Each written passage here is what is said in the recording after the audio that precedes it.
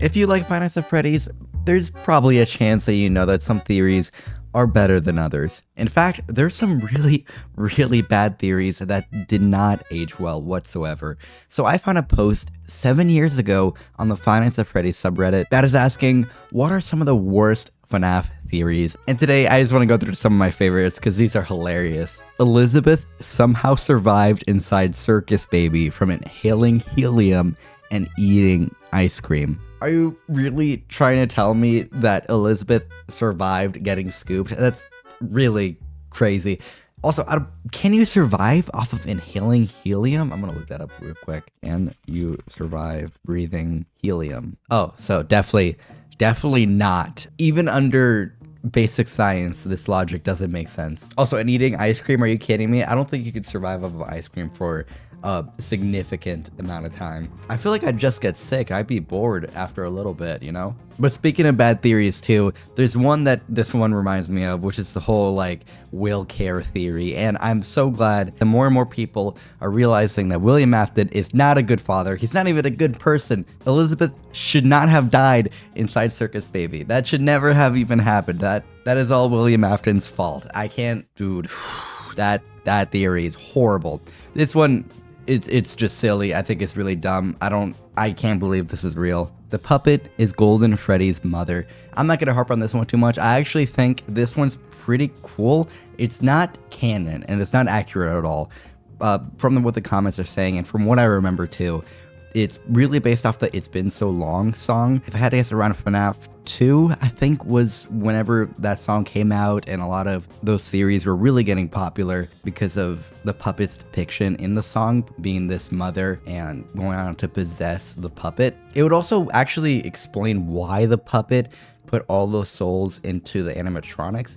In the Give Gifts, Give Life minigame in FNAF 2, the puppet is seen being responsible for the possession fully occurring, and some people think that if the puppet wasn't there, the kids who tragically passed away due to William Afton would never have possessed the animatronics in the first place. Some of the best theories, or best in quotations, some of the other theories say that the puppet is possessed by Charlotte Emily, being Henry Emily's daughter, and she would have been like 3 or something like that, and it wouldn't make sense for her to have those actions of, you know, trying to protect other people. But it is a more commonly accepted canon, and this theory of the puppet being Golden Freddy's mother kind of went away. The idea behind it too was also that that's why the mother tried to possess the puppet. The mom saw the kid being one of the victims of William Afton, and it was like this journey of revenge. If I missed something, let me know in the comments, because this was quite a while ago. This post was made 7 years ago, and a lot of the content around this time hasn't exactly aged the best, but it's still really cool story stuff that barely gets talked about anymore. Michael is FNAF 3 Springtrap, and William is Scraptrap.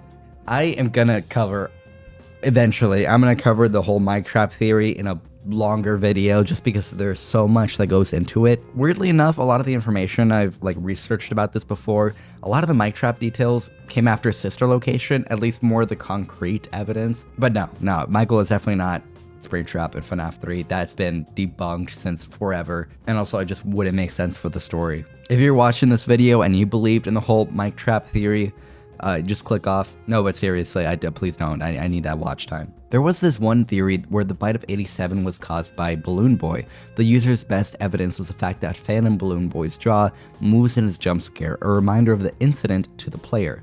Nobody believed the guy, and he later left the internet, never to be seen again, though his YouTube videos might still exist. If any of you guys know what this comment is talking about, if you could point out the YouTube videos, that would be very helpful. So I actually found a post in 2015 about somebody saying the Balloon Boy caused a bite of 87. It used very different evidence having to do with the name of Balloon Boy. There's a glitch name for Balloon Boy, which is this, which if you put into a cryptogram, apparently you get this, and then so on and so forth. Apparently it translates to the largest part of the brain, and they call it the pee-peel. Yeah, I don't. That's sort of like the mental gymnastics that are part of FNAF theories. But this was the closest I can get whenever I searched for that YouTuber that the icon was talking about. It could have been just so long ago. It could have been taken down. It could have been unlisted or whatever. But I'll keep searching for some videos and stuff. Maybe we can talk about it in the future. As for the theory itself, it would it make sense? There's quite a lot of other contenders. I think the most up-to-date info is that Foxy's the one who did it, based off a book. But there was a lot of better contenders for who was behind the bite of 87, even at that time. So saying that it's Balloon Boy. Also, it's just kind of, I don't know, anticlimactic for the infamous bite of 87 incident to be by Balloon Boy of all people. Also, just even like lore-wise, Balloon Boy doesn't really attack you in FNAF 2. In FNAF 3, sure, Phantom BB, but even then he doesn't kill you in your jump scare or end the game or anything. It just wouldn't make sense even down to the game mechanics. I would be interested in figuring out who this actually was though and seeing the videos for myself. William Afton is a good guy and have to expand on that. William Afton kills kids because his kids died. That's enough evidence in sister location to show how he started killing kids before BB. And dude, there is no way that William Afton is a good person. I'm glad this comment like tries to give a little bit more context to which theory specifically, but also just the logic of wanting to, you know, kill kids because your kids die. That's not really good reasoning. I think that's not a good rational logic. I think hot take, but I think that's not great. I hate how people still swear by it. There's still a few people who still swear by it. And it's not like it bothers me. I just think it's a terrible story inconsistency. But I don't blame the motivation of wanting to find something deeper within William Afton.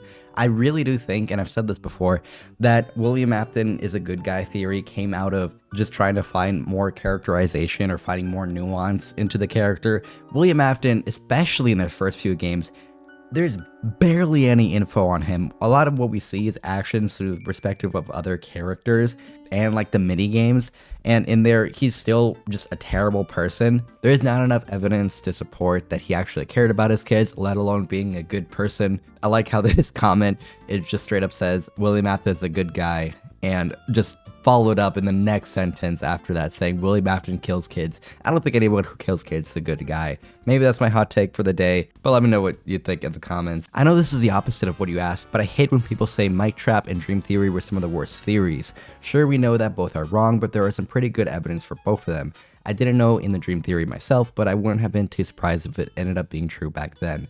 Okay, so about the Dream Theory, not so much the Mike Trap theory because I want to say that for a future video, but about the Dream Theory, the reason it was bad is not really due to the evidence per se. At least that's not my perspective about it. There's some evidence that lines up and then some that doesn't, but I don't typically focus on that when it comes to talking about what makes a theory good. I like more so the story behind the theory that it brings, and anytime that there's like a dream theory situation, it's going to be incredibly hard to write that in a way that's satisfying. The "it was just a dream" cliche is pretty infamous when it comes to storytelling because those stories tend to have a hard time being fulfilling. It's like asking, so what? You know, what changed? And I'm sure there can be a good story that can come out of that. It would just have to involve the character who goes through the dream having some sort of character arc or something, I guess. I still don't know if I would like a story like that. But the reason it definitely wouldn't work for FNAF especially is because there's some really cool concepts in FNAF that like would be so much more interesting if they were real. You're telling me these animatronics starting to be quirky and walking around just randomly at night, and then they start attacking night guards for the reason that they're actually possessed by dead children.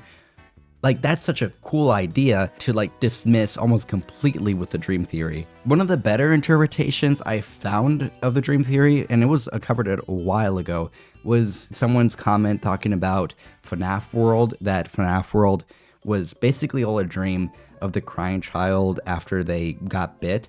And I could see that working just because there are still some cool stuff that could happen outside of that. And it would just be a story about the crying child like passing on. And I can see that maybe working, but there's a lot of things in FNAF you just have to wave away if you believed in the dream theory. I'm talking back then, 7 years ago. The dream theory especially wouldn't work now. There are just so many characters and so many stories involved that would just have to be waved away. From the research I've done on the dream theory, it was never meant to be the final case. Unless someone in the comments can find me a specific clip of Scott Cawthon saying, oh yeah, the dream theory was the original idea. From the interviews I've seen and all the information I've seen around how he covered the dream theory or like vaguely talked about it, it never seemed like that was going to be the main idea. I think a lot of people think it was due to the box and Scott saying that like the original idea of FNAF wouldn't have been liked by everybody else. but I don't think that implies it was a dream theory itself. I just think it was maybe another story that maybe not a lot of other people would have liked. I don't really like dream theories, not so much for the evidence of it, it's just because of the story it presents. But whatever, it's FNAF, crazier things have happened. Phone guy is in Chica. I think Chica murdered Phone guy. I think that's what this comment's trying to say. Michael is 100% skin, 0% bone. I think this is like after the minigame right after like Michael got scooped or something, where he's just kind of like this blob after Ennard, the animatronic amalgamation, leaves him. I think it'd be very hard to live after that. I still don't know how he lived that. Part of me still thinks he's like dead or something, or just like in a weird state after. That's definitely a fate worse than death. I heard about FNAF 1 being a dream of the killer.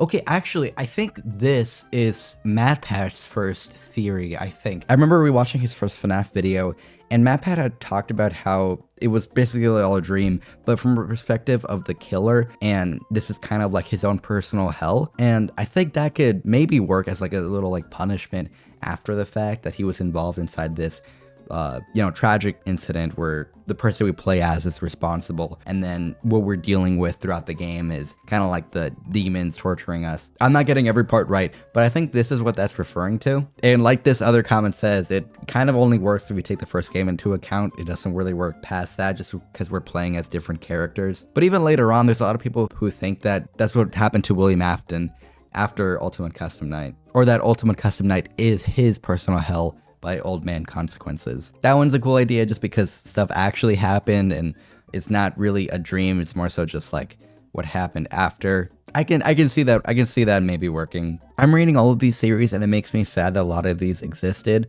The only theories that I consider to be the worst are things still being argued, so I probably shouldn't bring that up as it would get controversial, but Bite of 87 never happening. Scott mentioned there being a retcon, sure, but he said it was implemented seamlessly. I'm pretty sure seamlessly doesn't mean starting on an entire massive divide in the community. There's also Bite of 83 isn't a thing, which has too much evidence against it for it to be true. This must have been like before my time or something. I can't believe there's people who said the Bite of 87 never happened. I'd be really interested in learning more about like the evidence for that, but Bite of 87 is like mentioned by name, I think like a few times, not only FNAF 1, but in FNAF 2, I think too. No, I think it's only mentioned in FNAF 1 actually. Yeah, it was only mentioned in FNAF 1, I think, but it took place in FNAF 2. At least in the FNAF 2 location. Like, don't get me wrong, Scott's whole retcon situation is like a bigger thing that, like, there's been hundreds of videos about it, but I definitely don't think it was something as obvious as a Bite of 87. The nightmares being real, it's so heavily implied that they aren't real, it's insane to me that people are still blaming this one. Yeah, even back then, I think I wouldn't say the whole thing is a dream, but like hallucinations can still happen and stuff. I think that was one of the common interpretations of the nightmares, that explaining why they're so horrifying. I think whatever the case, it was just still cool. FNAF 4 easily was one of the better games from those original few before Steel Wool. It just really nailed that atmosphere that FNAF 1 did at its time. I know FNAF 3 changed it up by technically being at a horror place, but it's still pretty similar to the other few, other than having a few other mechanics that are different with the cameras and everything. FNAF 4 gets rid of the whole cameras entirely and has you be basically a kid checking on his room and stuff and making sure that there's no monsters outside of his room or in his closet. I think FNAF 4 improved on the formula quite a bit and went back to the whole just trying to capture the atmosphere thing, as opposed to spending that time coming up with new camera mechanics like in FNAF 3. It just changed it up in a way that was really cool. A lot of why FNAF 1 worked was because the game did really well capturing the atmosphere, not necessarily having like the best gameplay ever. It was just the fact that it was a really cool setting and tone, and FNAF 4 I think also nailed that because it was unique in its own right. Also, it was just like the common thing of like, you know, kids being scared of a monster in their closet or behind them and maybe checking their door every so often or something. That's a pretty universal experience of being afraid of those kind of things in the dark, and to have the game that shows that is a pretty easy setup, and it paid off super well, I think. Anyways, if you like hearing about old FNAF theories, then you'll definitely like this last video where I covered the old theories around FNAF 3. Thank you so much for watching, and as always, I hope you're a bit less bored.